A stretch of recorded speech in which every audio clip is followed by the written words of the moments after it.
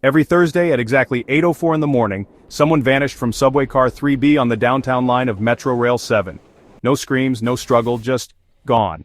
It started as a Reddit conspiracy, then a fringe podcast topic.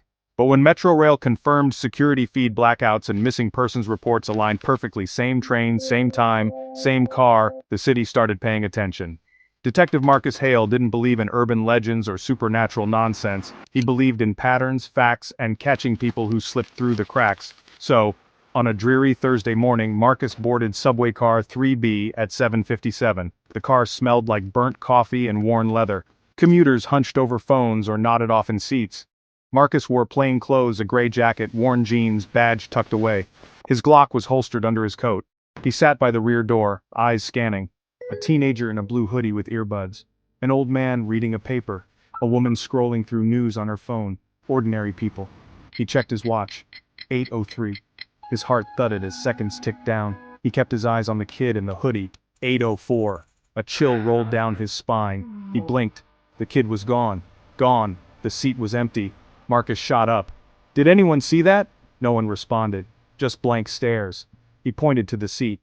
"There was a kid sitting right here, headphones, blue hoodie, where the hell did he go?" "I didn't see anyone get up," a man near the window muttered. Marcus looked up at the ceiling corner. The security cam's red light had turned off. Of course. At the next station, Marcus exited and stormed into the MetroRail control office. A technician pulled the feed. At exactly 8:04, the footage froze for 6 seconds. When it resumed, the kid was gone. "Same as the others," the tech whispered. "Every week, 6-second blackout. One person gone." Marcus left the office, adrenaline pulsing. The pattern wasn't random, it was targeted, timed, controlled. Back in his office, he re-examined the case files. 11 people, 3 months, every Thursday. All rode car 3B. Then he spotted something strange. Each one had used a paper ticket. Most riders used digital cards or phone apps, but all 11 had opted for paper. Marcus dug deeper. He found only a few kiosks in the city still issued paper tickets. Analog relics in a digital world. The next Thursday, Marcus visited one of those kiosks and bought a paper ticket. He slipped it into his coat pocket like a challenge. At 7:55 he boarded car 3B and sat in the exact spot where last week's victim vanished. The train pulled into motion. He gripped the paper tightly. 7:59, 8 o'clock, 8:03, 8:04. A tone like a glass bowl being struck rang in his ears. The world warped. Colors twisted like wet paint. His stomach flipped. Everything blinked. And then, silence.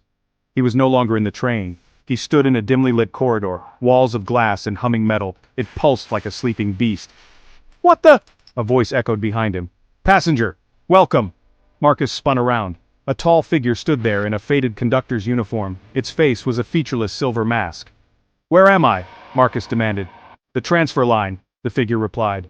"A space between times. You have crossed over." "I didn't choose this. You boarded with a paper ticket. The old ritual. Consent was given. I want out. Few return. Show me the others." The conductor tilted its head, then gestured. He was led down a long corridor into a circular chamber. There they were, 11 people, seated quietly on metallic benches, eyes glazed, skin pale and faintly translucent, trapped. Marcus stepped toward a woman in a red scarf. Her lips trembled. "Thursday, train, Thursday." Marcus turned, anger burning behind his eyes. "They're alive. Why are they here?" "They are in transit," the conductor replied. "This isn't a train, it's a prison. This is a threshold. You all ride systems you do not understand. We are only the operators." Marcus clenched his fists. "I didn't come here to philosophize." The conductor's voice shifted, lower now.